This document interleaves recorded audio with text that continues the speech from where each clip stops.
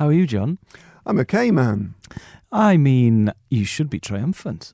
I should be, but I'm tired. Oh, well, I'll be triumphant on your behalf. For those listeners... Blow my trumpet. I will. I've been waiting 4 years to do it.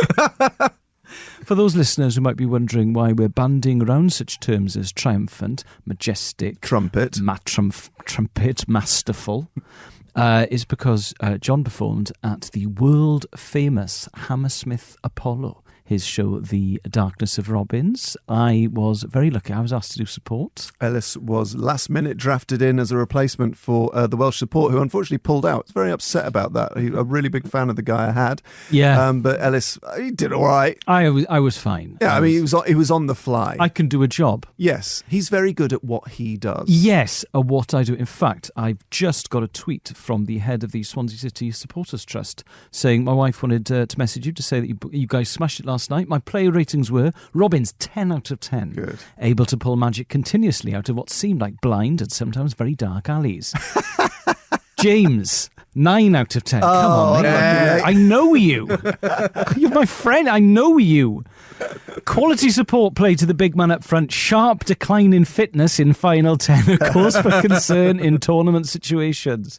Diolch yn fawr. Thank you, chaps. So, yeah, I mean, he says it as it is. Do you know what? During your intro, because John did about 10 or 15 minutes before I came on, I said to Adam, our tech, I said, because it was a fire escape, I said, why don't I do a chin-up off the fire escape? And Adam said, yeah, go on then. And I did it, and I was hanging off it, did the chin-up, we all laughed, had a great time, and I let go, and it was a much bigger drop than I'd expected. And for about 2 minutes, I had pins and needles in my legs. Oh. And I thought, what is John going to say? How would I know you have pins and needles? If I have to tell him that I've broken both of them in the wings during his intro, I thought, I bet you I get zero sympathy. Oh, yeah. I mean, should we talk the listeners through how the day panned out? Robins arrives for initial vibe checks at 2 p.m. in London's Eventim Apollo. Check into my hotel after sound, light and music check at about 5. Attempt a very optimistic nap. That doesn't work out. Head back to the venue 5:30 for a series of further checks. Elis due to arrive at 6. Quite important for him, obviously, to get in and check his sound and lights, make sure he's comfortable with the venue. 6 o'clock, he ain't there. Send him a text. He says, going to be running a bit late due to factors. I said, what's your ETA? He said, probably just after 7.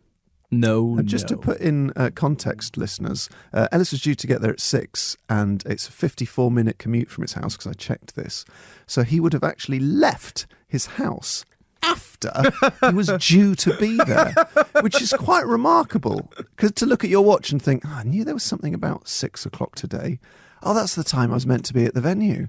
And what was incredibly funny is a photo has emerged on, but that he was papped by queuing fans of a lovely queue of fans around the side of the pavement, and then just this sort of flash of green running with one leg in the air mid-stride to get to the venue, amidst people who are sort of walking through the doors. Yeah, but the show started on time. Well, actually it didn't. That wasn't your fault. Thank you, John. It started 8 minutes late. Yes, it did, but that wasn't my fault. I was there. I could have gone on at 8. Oh, yes, absolutely. I could have gone on at 7:58. Yes.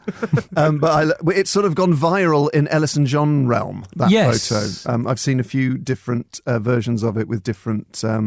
Also, life is all about incidental exercise. So what happens is I'm unable to do more formal exercise now. So now by being late and having to run everywhere, I'm actually fitter now than I ever have been before. It's really working out for me.